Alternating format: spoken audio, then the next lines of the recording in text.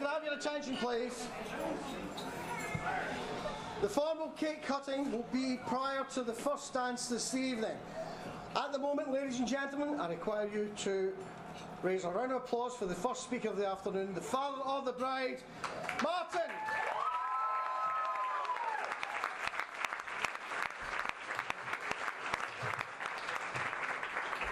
Hello, I'm Martin. It's a great pleasure to, I'll do that. Can you hear me okay? Huh?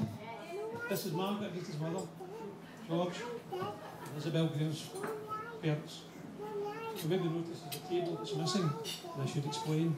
The party that was meant to be coming in Pisa, we held up at passport control. Long and short, the story is, immigration won't let them play. So we won't be seeing the quarters of the vermicellis.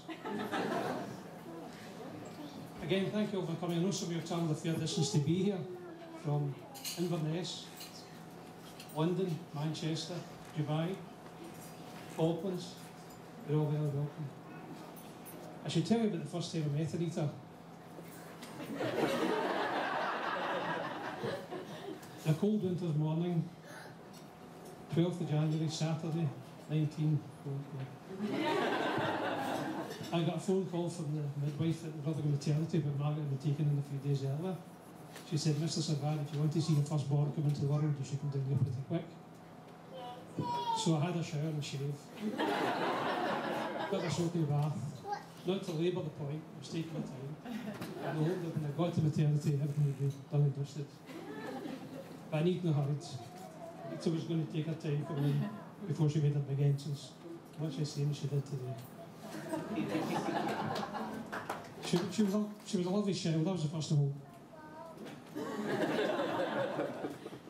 She didn't say much, but when she did that cute baby thing, you know, with the grab the thumb and the fist, I knew there and then my life was going to change forever. I was in cloud nine when I drove home alone that day to make all the phone calls, spread the good news. A few days later I went to pick mother, bouncing bundle of joy up through the nursery. I was driving back, the most perfect drive on the planet, 20 miles an hour. Stopping every now and again to make sure she was still secure to the roof rack. I remember taking her out in a big tram the first day, around all the neighbours, the shops. Not a bad wee earner, I can tell you.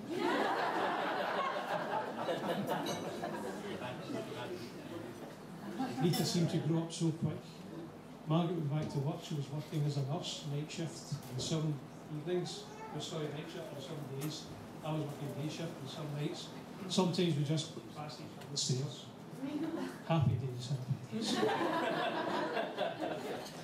Anita seemed to grow up so quick. Before long, she was moving about, fighting the furniture with a wee baby walker.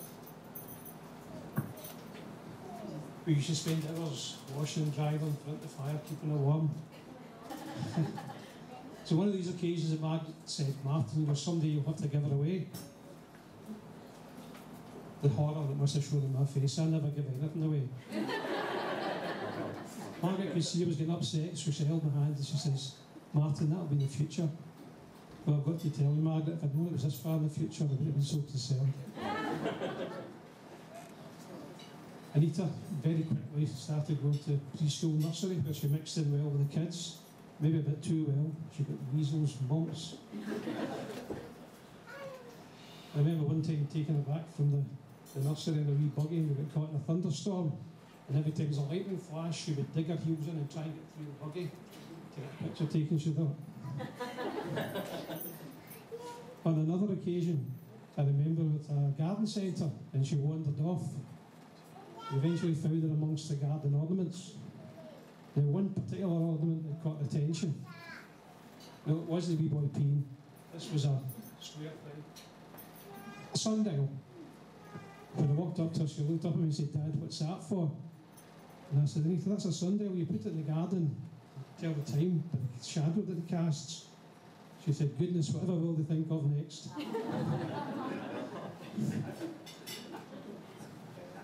I don't think I'll ever forget how upset she was when she witnessed men in white blooded overcoats carrying animal carcasses into the local butchers. With shock horror and disgust in equal portions, she realised that some of her favourite furry animals were in many of her favourite foods. She was upset beyond belief. She blamed us as parents. We hadn't told her. This is a conspiracy.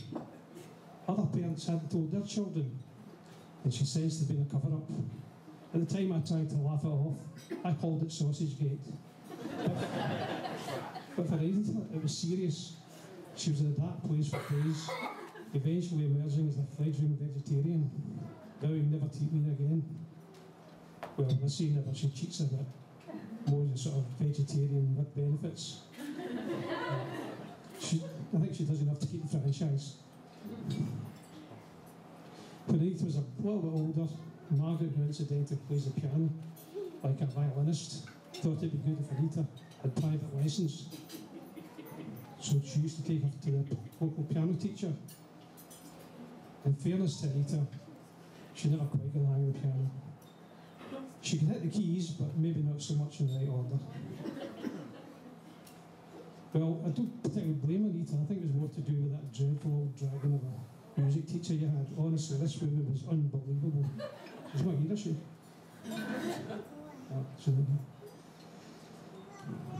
Her music notwithstanding, Anita did really well when she went to secondary school. She was a shining star. She made lots of friends. Many of them here today.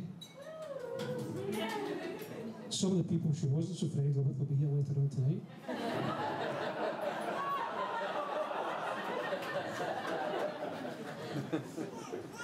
She got all the qualifications she needed to get to university, where she first studied law and accountancy. And that's when we started hearing of this fella.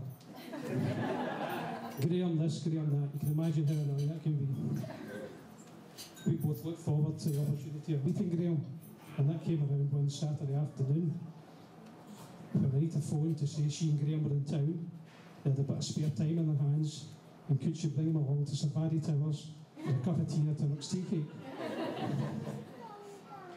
Soon after, she phoned to say she was just getting off the train at the local station. A few minutes later, doorbell rang. I got up to open it. Well, I had to, it was a butler's half day. I opened the door to see this handsome young man standing there. Well, that wasn't Graham. That was some chap delivering pizza. And when I looked to the side, I could see Anita at the garden gate with Graham. She was just beginning to bring him up the path. Now, I like Graham right away. I've got to tell you, he was so clean-cut, smart, no visible scars or body piercings. He introduced himself. He gave me his business card. He was polite. He gave me 5 minutes to read it. I could see right away he was a broth of a lad, and an absolute credit to his parents. Could you please stand, raise your glasses, to George and Isabel, Graham's parents. I easily see that he and Anita had an awful lot in common. Anita went through to the kitchen and sort of pretends to be homely, you know. I said, Graham, tell me something about yourself. He said, well, I'm a vegetarian, which is the very best, sorry, I'm a vegan, which is the very best type of vegetarian. He told me he enjoyed playing golf and the trombone, but quickly added not at the same time. And he said, although at the time he was working in Marriott, he did plan to go back to his studies and learn about house conveyancing, which I thought was delivered mobile homes. We didn't see too much of Graham on that first visit because they were keen to get back into town. They were going to see that film that was out, the one with the big fish, Jaws. And the way I gave Graham one of my stares and said, now you be careful. And he assured me that they would stick to the shallow end. We saw quite a bit of Graham after that. They seemed to be going quite well. They seemed to be quite a couple. But, you know, days went to weeks, and weeks to months, and months to years. Well, you can see where I'm going with this. I was all for dropping some subtle hints of maybe a horse's head into his bed. And hold his feet to the fire, because I know that's got quite popular. But Margaret said, no. She had a better plan. She was going to light a candle. I think the candles kicked in, and Graham phoned to say we had to have a secret meeting about Anita. The candle didn't go So we agreed to meet somewhere between his flat in Sanders Street and his office in Byers, Great Western Road. I drove along. He was going to catch him as he was coming back. I saw him, I flashed the lights, I pulled in. In one fluid motion, he opened the car door and slid into the seat. I turned my head to the side and said, "Graham, would you not be better off in the front?" And he was a bit quiet. I said, "Is everything okay?" And he said, "Yes."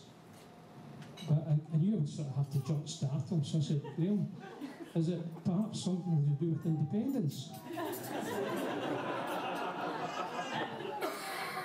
He said, "Well, actually, yes." And here I'm going to have to paranoid. He says, "I love your daughter Anita very much. My life would be dull and meaningless without her. I'm prepared to overlook a few imperfections. And I'm asking you if I can ask her to marry me." Well, I immediately said yes. I wasn't going to give the lad any chance to change his mind. We talked for a bit longer, and then I took him close to his flat, but made sure he was out of sight of any windows. He offered me a handshake to clinch the deal, but I wasn't having it. He was going to come into the Savadi circle of trust, so I gave him a big, healthy man hug. I often wonder what passers-by might have thought looking into that car when they saw a fat middle-aged man in an embrace with a much younger man in the beige suit. Then again, we're just backed off Byers Road, so I don't think we had these two eyebrows.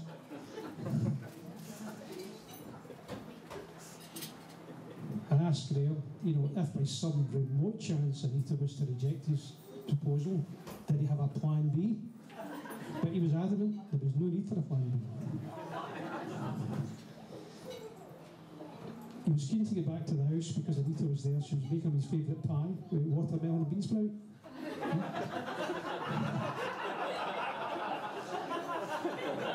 His parting shot for the guy in the car was, "Remember, this was a secret. No one should know."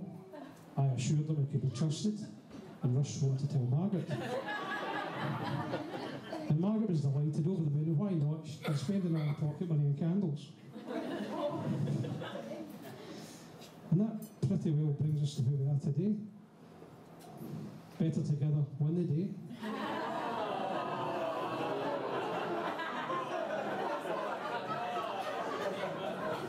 And I should tell you that Anita took full charge of this military operation. She organised 99% of it herself. And she's picked a nice venue.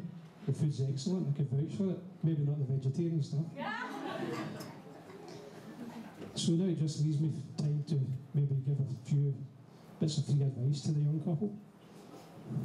Graham, we welcome you into the family, and we love you as a son, but I can't help but notice when I said free advice, you flinched a wee bit. And I know you're a solicitor, and the idea of free advice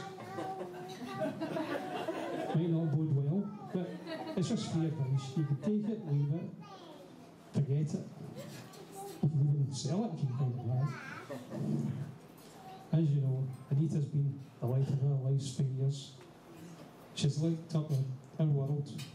She lights up every room she goes into. The hall, the kitchen, the bathroom. Okay, maybe not so much the kitchen. But now it's time for her to light up your life. So you might want to think about some of these LED bulbs to see if hard as it may seem to believe, in years to come you might forget your anniversary, you might forget this day. And I can tell you the best way to remember your anniversary is to forget it just once.